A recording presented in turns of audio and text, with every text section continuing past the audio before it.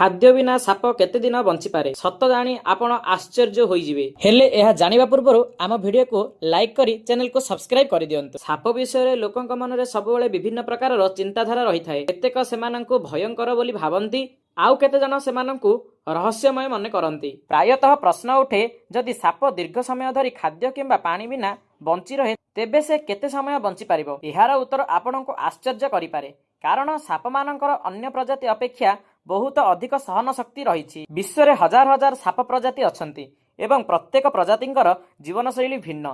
तेणु आज जानिबा खाद्य बिना साप केते समय बंची पारिबो। सारा विश्व में प्राय 3790 प्रजाति साप देखा जाती। प्रत्येक प्रजाति आकार, खाद्य एवं जीवन काल रे भिन्न होता है। यही कारणरू समस्त सापर बंचिबा हार समान नुहे।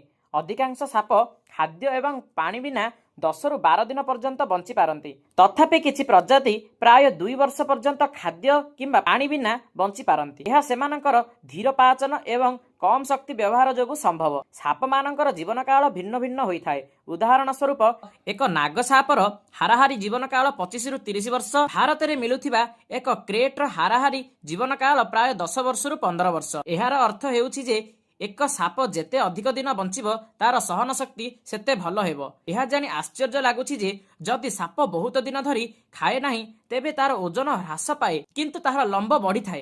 कारण सापर शरीर नियमित खाद्य न पाइले मध्य धीरे धीरे बढ़ी थाए। केवल खाद्य नुहे बरं अन्यान्य केतेक कारण सापर बंचिबारे गुरुत्वपूर्ण भूमिका ग्रहण करे, जेपरिक तापमात्रा, परिवेश, आर्द्रता एवं लुचिबा स्थान।